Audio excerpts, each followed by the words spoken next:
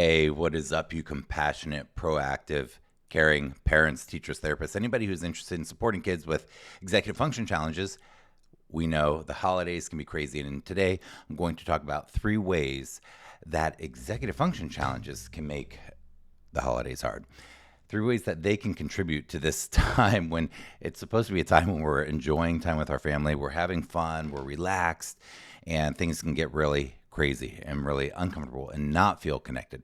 So I'm going to talk about 3 things, and you may want to take notes during this one. Feel free to hit pause and take notes when you need to. But basically, there are 3 things that I'm going to talk about, and we're going to talk a little bit about planning, organization, and impulsivity. 3 aspects of executive function. Executive function, as you know, if you've been following me, hey, what's up? My name is Seth Perler.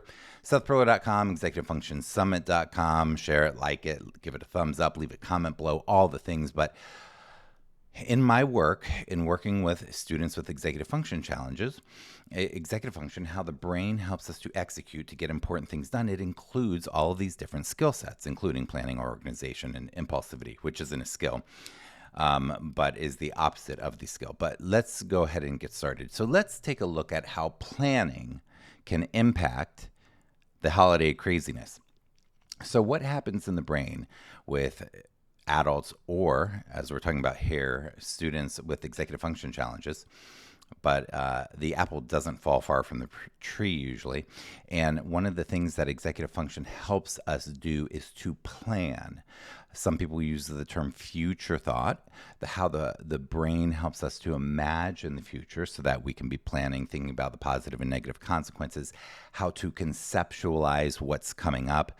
And when we have executive function challenges with planning and future thought and conceptualizing the future, we can be less present with each other. We can be more stressed out because we don't know what's coming. And once it comes, we didn't expect it. So if your kids are stressed out by, there's more rushing during this time. There's more arguments during this time. Things are more abstract. They're used to a pattern. They're used to going to school at a certain time, or if you're homeschooling, they're used to that pattern. They're used to this structure.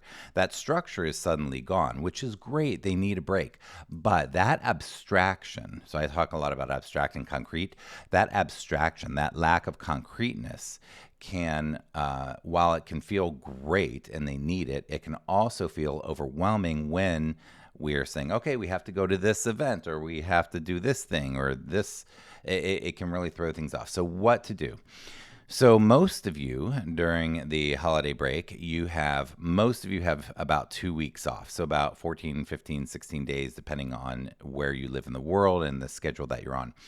And what I really want to encourage you to do is to sit down with your child, and it doesn't even matter if they're a college student or if they're in 4th grade, whatever.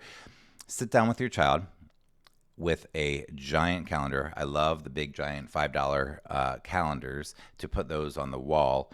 The desk calendars is what I'm talking about. But sit down with a calendar and look at the next couple weeks, and sit down with your child and plan it out. Talk it through. Turn off the cell phone if you can, unless you need information from there. But turn off the electronics and be present with each other and spend some time planning. Spend 15, 20, 30 minutes planning, talking through in a real positive way. What are we going to do? Here's what it's going to look like. What do we need to remember? How do we need to plan? So if planning is the issue, and a lack of planning causes more chaos, then more planning is going to cause less chaos, thus more presence, more connection, more fun, a more enjoyable break and holiday time, which is what we're looking for. Number two has to do with organization. So executive function, the brain helps us to, the prefrontal cortex, the frontal lobe, this helps us also to organize things in our life. And what I want to talk about here in terms of the holiday time is that there's so much going on already. And to add to this craziness, something that, quote, should be added, that something that could be added that would create less future chaos, if you're using the future thought, is to prep for the spring semester or quarter or this upcoming spring. So what that means is, whether or not you have finished a semester, even if you're homeschooling, to take time to spend time with your child and to batch a few times. I recommend batching 2 or 3 times. Really, I think you should batch 2 times but plan 3. Here, I'll explain. So what you want to do is you want to prep for spring. You want to re-look through the portals with your child. If the semester ended, look at the grades, reflect, make goals for the upcoming semester. And they could be goals with grades. They could be goals with when they're going to study. The more practical and implementable grades are an outcome of an action. So the more you can focus on goals for implementing the actions, that would help. That would be great. Post the goals. Print it up, like have fun doing it, always keep a positive light, and but also reorganizing the backpack, reorganizing the desk, stuff that you may have brought home from the locker, the car. So getting things ready so that on that day back, when for most of you it's the first or second week in January, on that first day back, they're ready to hit the ground running.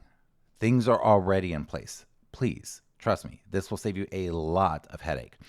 So again, this has to do with organizing things for spring. So we had planning. Now we're talking more about organizing. And as you can see, as I'm explaining this, the executive function skills absolutely overlap. That is something that happens. So these are all very related.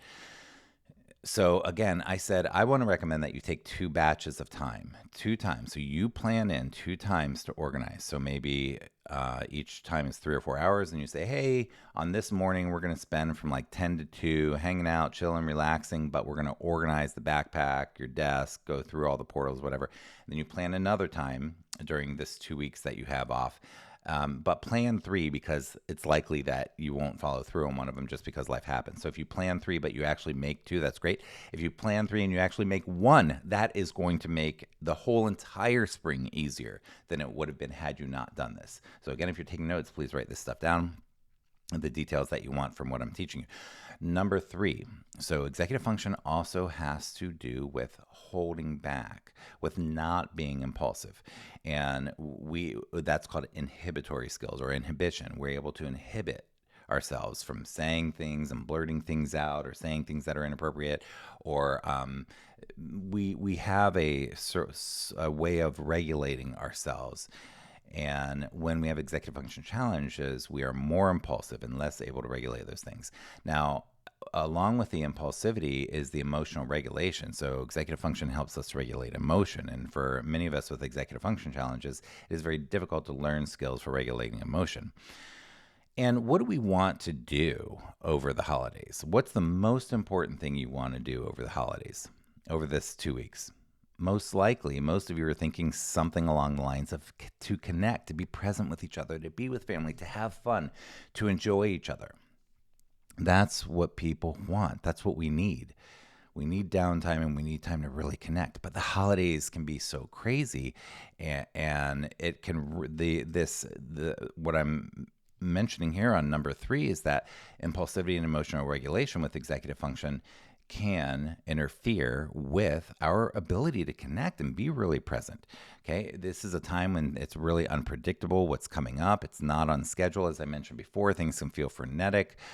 People are on electronics, not connecting because they're into their electronics so much, rushing out the door to get to a holiday event or this or that. So what do we do about this? What do we do about this? How can we help in this situation? Well, I want to encourage you, if you're writing stuff down, to right now think about how you and your family and your kids connect the best.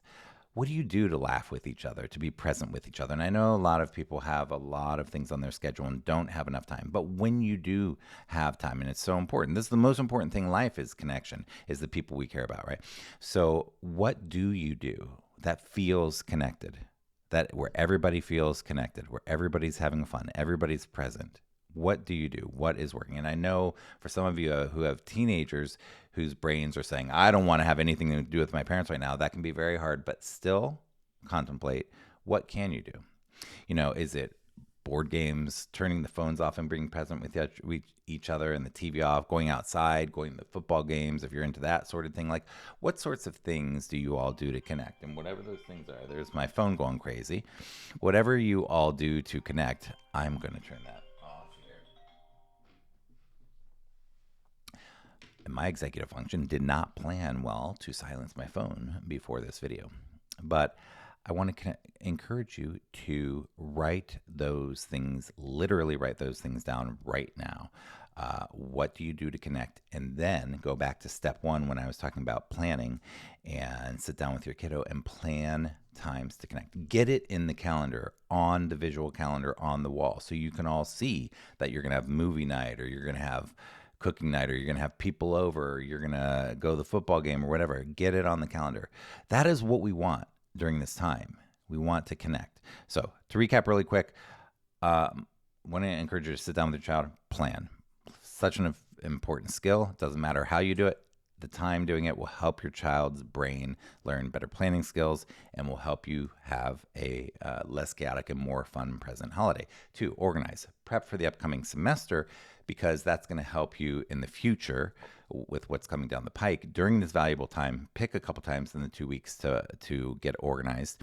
And 3, look at the emotional regulation, the impulsivity, and think about, the goal is to connect. How can we not rely on impulsivity, and how can we be more regulated? And again, that's by planning things where we can connect. Anyhow, my name is Seth Perler with SethPerler.com. If you're not familiar with me, you can check out my site, get freebies there, sign up for the newsletter, what have you. Leave a comment below. What do you think as far as the holidays? Do you have any ideas for us that can help other people in terms of this time? And when we have these nerdverse executive function challenge brains, what can we do to make things more connected, more fun, more present during this precious time? Life is so precious. Every day is so precious. What can we do during this very valuable time? I want to wish you joy, peace in your heart, and most of all, as I always say, connection with the people you care about, particularly the kids in your life. Have a fantastic day. Leave a comment below. Later. Oh, share my work if you like it. Take care.